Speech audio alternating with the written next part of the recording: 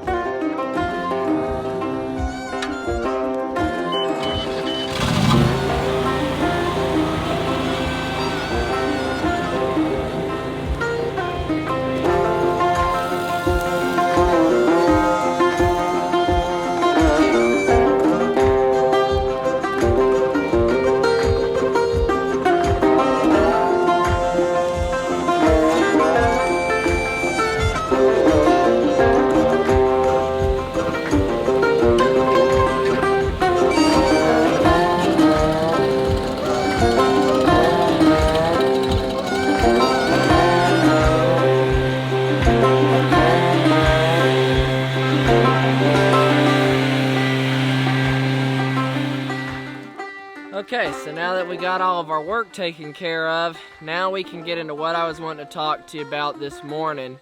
And so it's very important that we first had to get our work done, and now we have the opportunity to be able to share these scriptures and for me to be able to share my thoughts. So this is something that I've actually been thinking about a lot here recently. It's something that I've been wanting to bring to you, and I continue to read verses as I read some last night that stuck out to me even more. And it's just, I don't know, it makes me think about this topic a lot. And so I've just been thinking about the right way to do it, the right way to come with this message, because I really want to help you with it. I hope it encourages you. And that is, it's the first lesson, okay? This is the step one to any young person out there. I'm a young person myself, 19 years old. I've been a Christian now for 13 years, and I've been witnessing with my dad for 15 years, started when I was 4 years old. But as a young person, I've grew up in this and coming up in this. And so if I ever had a message for the young people, and not just physically young, but also those that are spiritually young, new Christians, if I had a lesson one, a step one, for anyone watching this video out here today, that where they would want to look and say, what is the first step? What is the first thing I need to do to, I guess you could say, become a preacher, as someone who, if you feel as if you're called to come in and do the kind of witnessing like what we do out on the street, what's the first step to getting involved and making sure you're doing it right? What's lesson one? And so I've been wanting to share this with you for a pretty good while, and I've been just thinking a lot about it and reading verses. And I would have to say, first and foremost, the step one, the first thing you need to deal with, the first thing that we all have to get a grip on before we can go out to the street is, number one, the foundation. That right there is the most important thing that you need to deal with as a young Christian, is making sure you have the proper foundation before you go out into the street. The foundation is the key. That's the number one. And we have to deal with that before we can make it out. A lot like in this video, you see the beginning of this video is just an example for you watching here today. Before I could get this talk video done, before I could share with you my thoughts, I had something I had to do first. I had work that needed to be done. Well, that's the same way with if you're wanting to witness to people out on the street. Before you can go out, before you can witness to the lost, you first have to have something done. You first need to take care of this. And what is that? It's making sure you have a proper foundation as a Christian yourself. That's what we need to deal with here. That goes a lot to my testimony, as I mentioned, of how many years I've been a Christian, how many years I've been preaching. You say, well, 15 years preaching and 13 years as a Christian, how does that work? Well, when I was a young kid, at 4 years old, my dad, he started taking me out onto the street. We would go to certain events. We stood out in the city of Charlotte at an event called Live at 5 for about 7 years straight, I believe it was. And we would stand out there every Thursday and preach on the corner. And we did a lot of abortion clinic ministry, all these other things. And so my dad taught me how to do these things, and he trained me. He brought me up in the ways of the Bible, like doing what's right.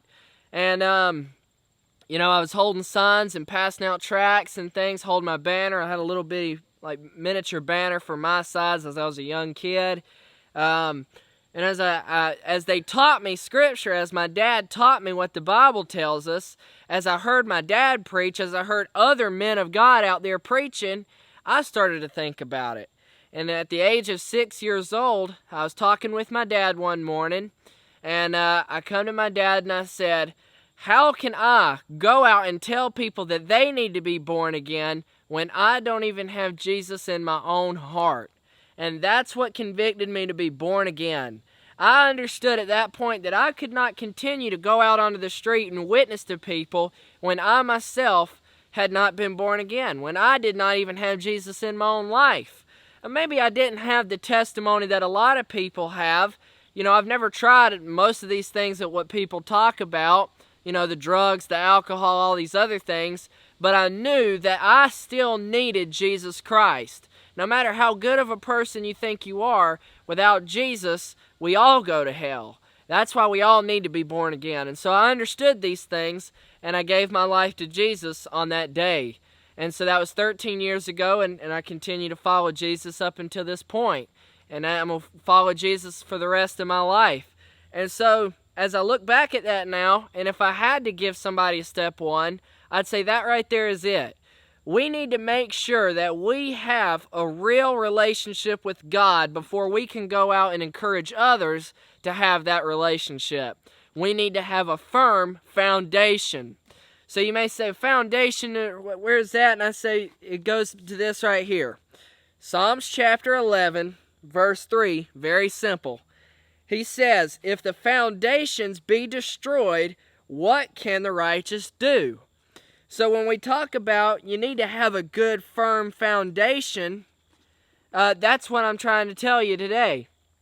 Because without a foundation, without a relationship with Jesus, without being born again, what can you do? If you have not built your house on the rock, as we talk about, we'll go ahead and go to those verses. I want to read to you from Luke. Luke chapter 6. Luke chapter 6, he says, this is Jesus speaking.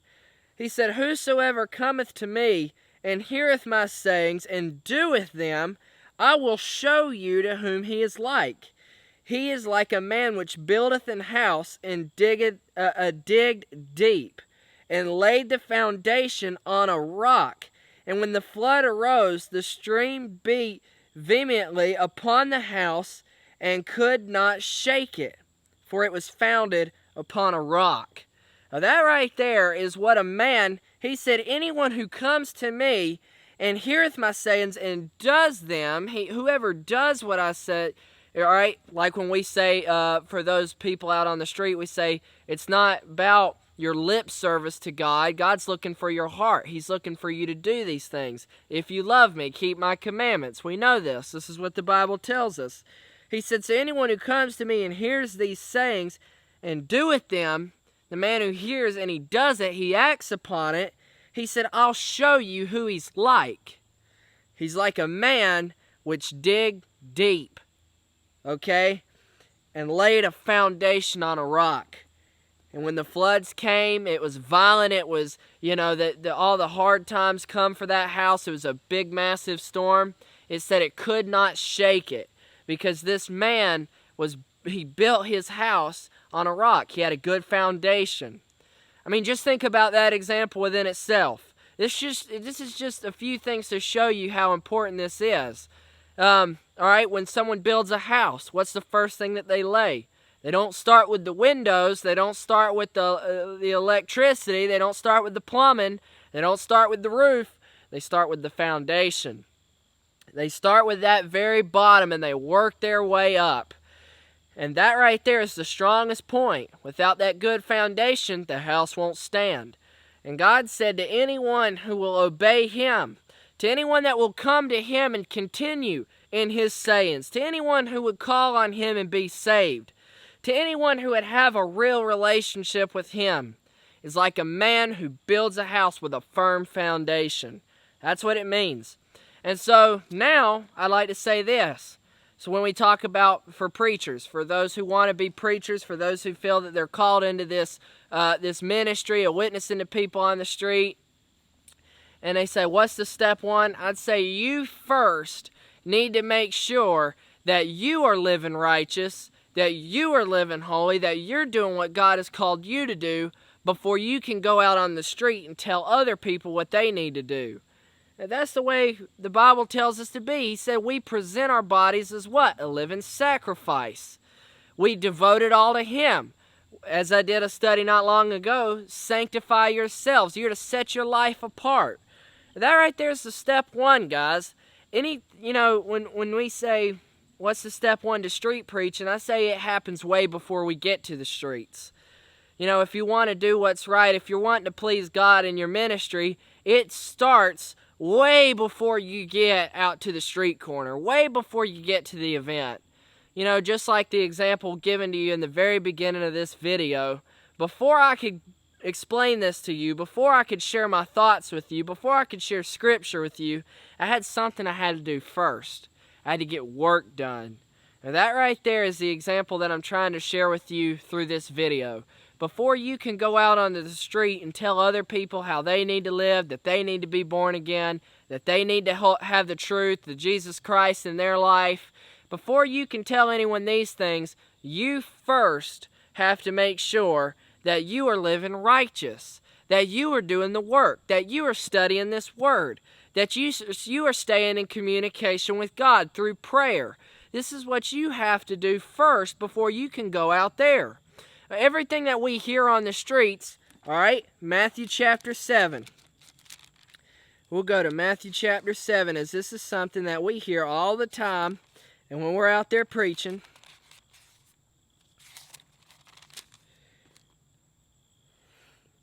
It's titled, Judging and Hypocrisy. As the first verse, he says, judge not, that ye be not judged. Now, we've heard this a lot of times, but I want to read to it straight from the book here.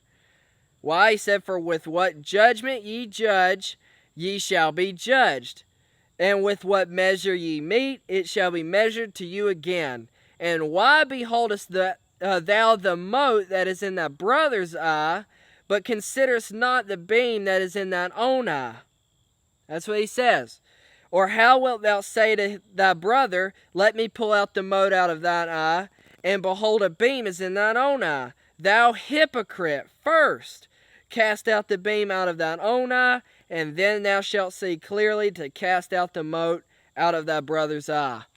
Everybody says when we go out on the street, they talk about judging. You're not supposed to judge. You're doing it all wrong. And I'm not wanting to chase any rabbit trails or get off track here. I'm not talking about judging. I'm saying we have the right to preach. We have the right to judge. We're called to go out and share our faith. It is a good thing to do. But first, before we go out, before we make the righteous judgment, before we witness to people on the street, before we deliver that harsh, that stern rebuke, or we give somebody that gospel, before we do those things, we first have to make sure that we are living holy. Because if not, if you don't do these things, if you don't have a foundation, what will you be able to do? You'll be nothing more than a hypocrite. You'll be nothing more than an ungodly person just like the rest of them. Telling people to do one thing, yet you do another. It's hypocrisy, people.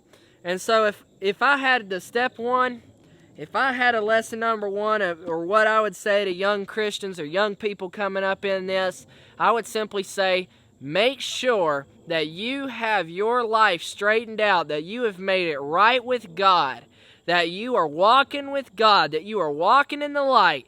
Make sure that you deal with this first before you go out to the street. Because if you do, when you go out to the street, God will use your words. There will be power in your words.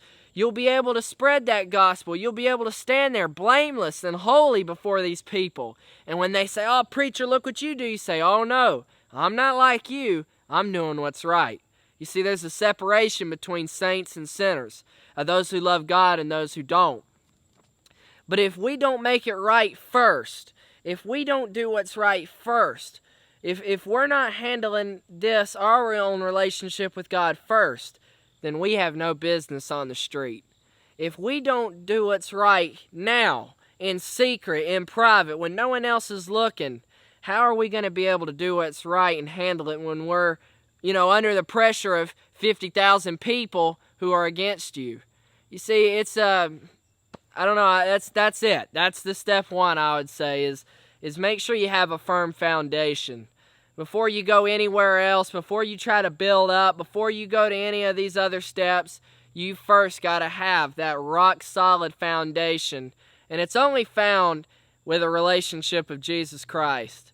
Because if you don't have it, what will you do? If you don't have it, what can you do? The answer is nothing. But as he says, I can do all things through Christ. It's through Jesus Christ. That's where power comes from. That's where the Spirit of God is. That's where you have virtue in your words. It's when you have a real relationship. And so, guys, I hope you understand what I'm trying to say to you. I hope you've understood the example that I tried to give to you in the beginning, these verses that I've explained to you. And that's it. That's step one. So I hope for you young Christians out there that this has taught you a thing or two, as it has been a major lesson to me. And we'll see you next time. God bless you guys.